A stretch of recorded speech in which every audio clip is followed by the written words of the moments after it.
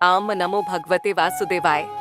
श्री कृष्णाय वासुदेवाय हरिये परमात्मने प्रणतः क्लेशनाशाय गोविंदाय नमो नमः। श्री कृष्ण की प्रत्येक लीला दिव्यता से परिपूर्ण है। वे केवल प्रेम और भक्ति के केंद्र नहीं, बल्कि धर्म के आदर्श स्तंभ भी हैं। उनकी पत्नियां केवल महारानियां नहीं थीं, बल्कि प्रत्येक ने अपने जीवन से भक्ति, प्रेम और कर्तव्य का अनुपम उदाहरण प्रस्तुत किया। भद्रा की कथा केवल एक विवाह प्रसंग नहीं है, यह त्याग, भक्ति और ईश्वर प्रेम की अमर गाथा है। उनका श्री कृष्ण से संबंध हमें यह सिखाता है कि जब प्रेम निष्कलंक होता है तो वह स्वयं ईश्वर का रूप ले लेता है। यह भाग उन लोगों के लिए उपयोगी होता है जो जानना चाहते हैं कि यह कथा कहाँ से ली गई है। उदाहरण, यह कथा पुराणों और महाभारत में उल्लिखित संदर्भों पर आधारित है। भागवत पुराण, विष्णु पुराण और हरिवंश पुराण में श्री कृष्ण की पत्नियों का उल्लेख मिलता है। इनके अतिरिक्त कई संतों और भक्तों ने अपने ग्रंथों में इस दिव्य कथा का वर्णन किया है। यह कथा केवल मनोरंजन के लिए नहीं, बल्कि आत्मिक उन्नति और भक्ति के मार्ग को प्रशस्त करने हेतु लिखी गई है। आशा है कि इस कथा को पढ़कर पाठक भक्ति, प्रेम और निष्ठा के गूढ़ रहस्यों को समझ सकेंगे। श्री कृष्ण के जीवन की प्रत्येक घटना दिव्यता और प्रेम से ओतप्रोत है। वे केवल एक योद्धा, नीति निपुण राजकुमार या अद्वितीय प्रेमी ही नहीं थे, बल्कि वे संपूर्ण जगत के जीवनदाता और धर्म के रक्षक थे।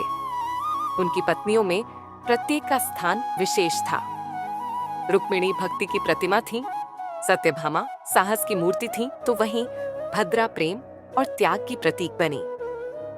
यह कथा केवल भद्रा के जन्म से लेकर उनके विवाह तक सीमित नहीं है, बल्कि यह हमें प्रेम, भक्ति और श्री कृष्ण की अनंत कृपा का आभास कराती है। जब कोई मनुष्य निष्कपट हृदय से ईश्वर को पुकारता है, तो वह स्वयं उनके जीवन का अंग बन जाते हैं। भद्रा की कथा इसी सत्य का प्रमाण है। प्रेम, समर्पण और धर्म की आधारशिला पर टिकी अनेक दिव्य कथाएं भारत के सनातन इतिहास में संजोई गई हैं। श्री कृष्ण, जो स्वयं साक्षात परम ब्रह्म हैं, उनकी प्रत्येक लीला एक गहन आध्यात्मिक संदेश को समेटे हुए है।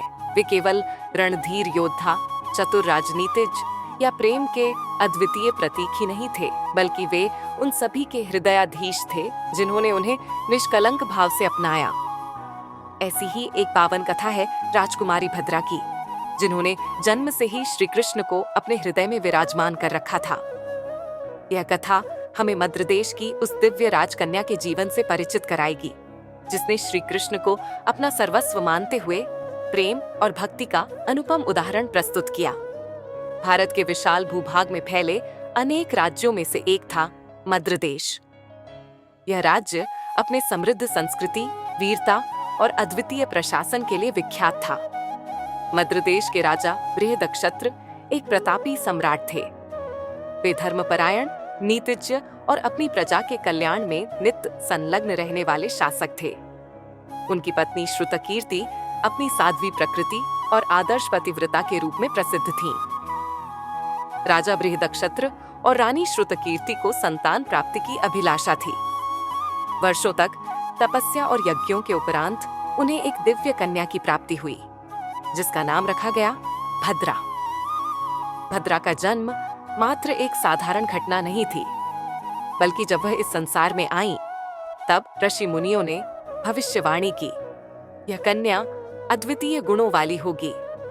इनका नाम युगों तक आदर से लिया जाएगा। इनका हृदय सत्य, प्रेम और धर्म से ओतप्रोत होगा, और इनका विवाह साक्षात नारायण के अवतार श्री कृष्ण से होगा। यह भविष्यवाणी सुनकर राजा बृहदक्षत्र और रानी श्रुतकीर्ति के हर्ष का ठिकाना न रहा। संपूर्ण मध्य देश में भद्रा के जन्मोत्सव की धूम मच गई। राजमहल में जन्मी भद्रा बचपन से ही अत्यंत कोमल स्वभाव की थीं। उनके हृदय में दया, करुणा और सेवा का भाव था। उनकी माता श्रुतकीर्ति ने उन्हें बचपन से ही धार्मिक ग्रंथों की शिक्षा देना प्रारंभ कर दिया। भद्रा को वेद, उपनिषद, संगीत, नृत्य और शास्त्रों का गहन अध्ययन कराया गया। भद्रा की विशेषता यह थी कि वे अत्यंत आध्यात्मिक थीं। वे घंटों तक भगवान नारायण की मूर्ति के समक्ष ध्यान मग्न रहती। जब वे पहली बार श्री कृष्ण की कहानियां सुनती, तब उनका हृदय श्रद्धा और प्रेम से भर जाता। उनकी माता ने एक दिन उनसे पूछा, पुत्री, तुम कौन से राजकुमार से विवाह करना चाहोगी? भद्रा ने हंसते हुए उत्तर दिया, माते, यदि मुझे किसी से विवाह करना होगा तो वह केवल द्वारकाधीश श्री कृष्ण होंगे। उनका स्वरूप दिव्य है, उनका हृदय अपार करुणा से भरा हुआ है। वे प्रेम और धर्म के मूर्त रूप हैं। मैं उन्हीं को अपना जीवन साथी मान चुकी हूँ। श्रुतकीर्ति को आश्चर्य हुआ कि उनकी पुत्री इतनी छोटी उम्र में इतनी गंभीर बातें कैसे कर सकती है, किंतु वे जानती थीं कि यह कोई साधारण बात नहीं थी। भद्रा का एक भाई था, संतर्दन। वह अपनी बहन से अत्यंत प्रेम करता था। वह श्री कृष्ण का परम भक्त भी था और जानता था कि श्री कृष्ण एकमात्र ऐसे पुरुष हैं जो भद्रा के लिए उपयुक्त वर हो सकते हैं। एक दिन भद्रा ने अपने भाई से कहा, भैया, यदि आप मुझसे स्नेह करते हैं तो मेरी एक प्रार्थना स्वीकार करें। संतर्दन ने कहा, बहन, मैं तुम्हारे लिए अपना सर्वस्व अर्पित कर सकता हूँ। कहो, तुम्हारी इच्छा क्या है? भद्रा ने गंभीर स्वर में उत्तर दिया, मुझे श्री कृष्ण से विवाह करना है।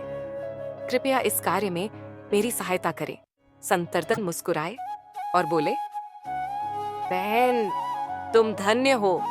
श्री कृष्ण से उत्तम कोई भी नहीं। मैं स्वयं तुम्हारा विवाह उनसे कराऊंगा।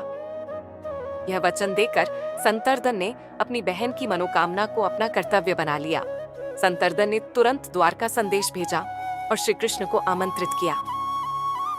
जब श्री कृष्ण को यह ज्ञात हुआ कि उनकी चचेरी बहन भद्रा उनसे विवाह की अभिलाषा रखती हैं, तो वे अत्यंत प्रसन्न हुए। वे भद्रा को बचपन से जानते थे और उनके सरल हृदय तथा भक्ति से परिचित थे। एक शुभ मुहूर्त में श्री कृष्ण मद्र देश पधारे। राजमहल में भव्य स्वागत हुआ। राजा बृहदक्षत्र और रानी श्रुतकीर्ति ने उन्हें प्रणाम किया और आदर पूर्वक सिंहासन पर आसीन किया। तभी भद्रा को बुलाया गया। जब वे आईं, तो उनका सौंदर्य अनुपम था। वे अत्यंत लज्जा से भरी हुई थीं, किंतु उनके हृदय में प्रेम और भक्ति की गंगा बह रही थी। श्री कृष्ण ने मुस्कुराकर कहा, भद्रे, क्या तुम सचमुच मुझसे विवाह करना चाहती हो? भद्रा ने सिर झुका लिया और धीरे से कहा, प्रभु, मैंने जन्म से ही आपको अपना स्वामी माना है। यदि आप स्वीकार करें तो मैं अपने जीवन को धन्य मानूंगी। श्री कृष्ण ने कहा, तुम्हारा प्रेम और भक्ति मुझे स्वीकार है। मैं तुम्हें सहर्ष अपनी पत्नी रूप में स्वीकार करता हूँ। मद्र देश के राजमहल में मंगल घोष हो रहे थे। संपूर्ण नगर दीपों से सुसज्जित था।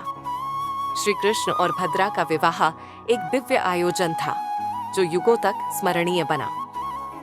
शुभ मुहूर्त में राजमहल को स्वर्ण, रत्न और पुष्पों से सजाया गया। ऋषि मुनियों के वैदिक मंत्रों के उच्चारण के बीच श्री कृष्ण और भद्रा ने सप्तपदी ग्रहण की। जब वे अग्नि के समक्ष 7 फेरे ले रहे थे, तो भद्रा के हृदय में अपार आनंद और शांति का संचार हो रहा था। सप्तपदी के 7 वचन। प्रथम वचन, हम धर्मपूर्वक जीवन व्यतीत करेंगे। द्वितीय वचन, हम एक दूसरे के प्रति पूर्ण निष्ठा रखेंगे। तृतीय वचन, हम गृहस्थ जीवन को प्रेम और विश्वास से निभाएंगे। चतुर्थ वचन, हम अपने परिवार और समाज का कल्याण करेंगे। पंचम वचन, हम एक दूसरे की इच्छाओं और भावनाओं का सम्मान करेंगे। षष्ठ वचन, हम हर परिस्थिति में एक दूसरे के साथ रहेंगे। श्री कृष्ण और भद्रा ने जब सप्तम वचन लिया, तो भद्रा की आंखों में आंसू थे। ये आंसू दुख के नहीं, बल्कि आनंद और पूर्णता के थे। विवाह के उपरांत श्री कृष्ण ने अपने कर कमलों से भद्रा के मस्तक पर सिंदूर लगाया और उनके गले में मंगलसूत्र पहनाया। समस्त सभागार में आनंदोल्लास का वातावरण। विवाह के बाद भद्रा श्री कृष्ण के साथ द्वारका आईं। द्वारका का भव्य राजमहल दीपों से जगमगा रहा था। जैसे ही भद्रा ने द्वारका में प्रवेश किया, चारों ओर पुष्प वर्षा होने लगी। भद्रा को देखकर श्री कृष्ण की पहली पत्नी रुक्मिणी और दूसरी पत्नी सत्यभामा अत्यंत प्रसन्न हुईं। रुक्मिणी ने भद्रा को गले लगाकर कहा, भद्रे, अब यह महल तुम्हारा अपना है। यहाँ तुम सदा प्रेम और सम्मान पाओगी। सत्यभामा ने मुस्कुराते हुए कहा, अब हमारी मित्रता और भी प्रगाढ़ होगी। हम सब कृष्ण के प्रेम में एक समान हैं। भद्रा ने विनम्रता पूर्वक दोनों के चरण स्पर्श किए। उन्होंने अनुभव किया कि द्वारका की रानियां केवल सौंदर्य और ऐश्वर्य में ही नहीं, बल्कि स्नेह और दयालुता में भी अद्वितीय थीं।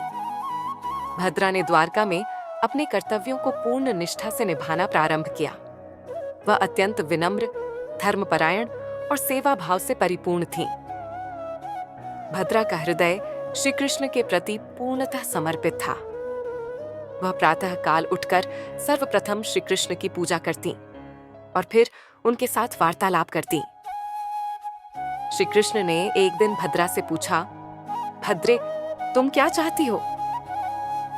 भद्रा ने मुस्कुराकर उत्तर दिया, प्रभु, मैंने जन्म जन्मांतर तक केवल आपको चाहा है। मेरे लिए इससे अधिक कुछ भी महत्वपूर्ण नहीं है। श्री कृष्ण ने प्रसन्न होकर कहा, तुम्हारा प्रेम शुद्ध और निष्कलंक है। तुम्हारा स्थान सदैव मेरे हृदय में रहेगा। यह सुनकर भद्रा धन्य हो गई। महाभारत के समय जब कौरव और पांडवों के मध्य युद्ध की स्थिति उत्पन्न हुई, तब भद्रा ने श्री कृष्ण को सुझाव दिया कि वे धर्म का साथ दें। भद्रा ने श्री कृष्ण से कहा, प्रभु, आपका धर्म सत्य की रक्षा करना है। मुझे विश्वास है कि आप न्याय का ही पक्ष लेंगे। श्री कृष्ण ने उत्तर दिया, भद्रे, तुमने सदा सत्य का साथ दिया है। तुमने जो कहा वही मेरा कर्तव्य है। मैं धर्म की रक्षा के लिए ही अवतरित हुआ हूँ। भद्रा ने श्री कृष्ण की बात सुनकर प्रसन्नता और गर्व का अनुभव किया। जब महाभारत युद्ध समाप्त हुआ और श्री कृष्ण ने पृथ्वी पर अपने अंतिम समय का संकेत दिया, तब द्वारका की सभी रानियों के हृदय व्याकुल हो उठे।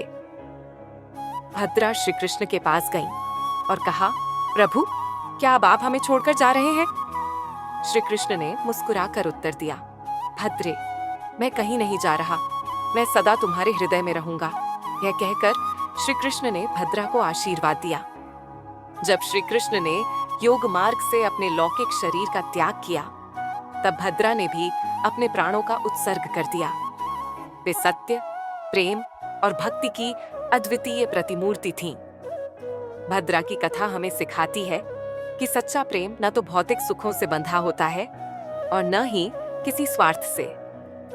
भद्रा का जीवन इस बात का प्रमाण है कि जब प्रेम शुद्ध और निस्वार्थ होता है, तब वह ईश्वर का ही स्वरूप बन जाता है।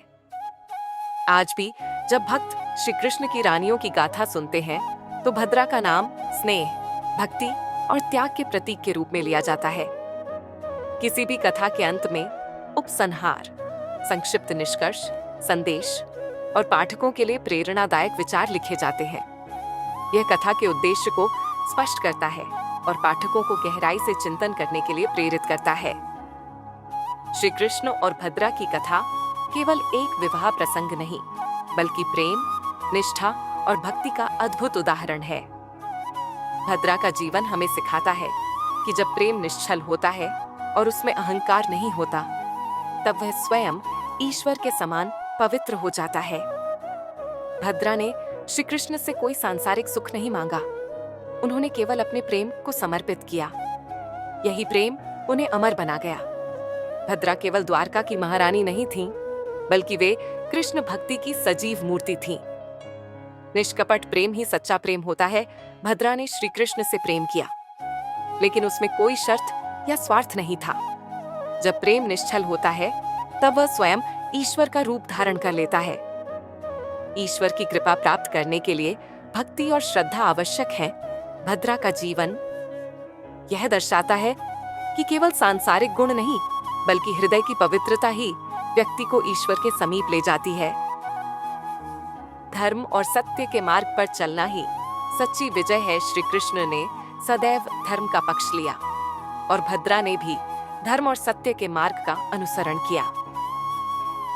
त्याग और निष्ठा जीवन को महान बनाते हैं, भद्रा केवल श्री कृष्ण की पत्नी नहीं थी, बल्कि वे नारी शक्ति, त्याग और प्रेम की मूर्ति थीं। यह कथा केवल भद्रा के जीवन की गाथा नहीं, बल्कि प्रत्येक भक्त के लिए एक प्रेरणा है। जब हम अपने अहंकार, संदेह और सांसारिक इच्छाओं को त्याग कर प्रभु की शरण में जाते हैं, तब वे हमें अपना बना लेते हैं। श्री कृष्ण केवल भद्रा के नहीं, बल्कि प्रत्येक व्यक्ति के हृदय में निवास करते हैं। यदि हम प्रेम, भक्ति और निष्ठा के साथ उन्हें पुकारें, तो वे अवश्य हमारे जीवन को भी पवित्र और धन्य कर देंगे। सर्वधर्मान् परित्यज्य मामेकं शरणं व्रज, अहं त्वां सर्वपापेभ्यो मोक्षयिष्यामि मा शुचः। हे अर्जुन, सभी धर्मों को छोड़कर केवल मेरी शरण में आ जाओ। मैं तुम्हें समस्त पापों से मुक्त कर दूंगा। तुम चिंता मत करो। क्या यह कथा आपको प्रेरणादायक लगी? इस कथा में कौन सा प्रसंग आपको सबसे अधिक प्रिय लगा? क्या आप श्री कृष्ण की अन्य पत्नियों की कहानियां भी पढ़ना चाहेंगे?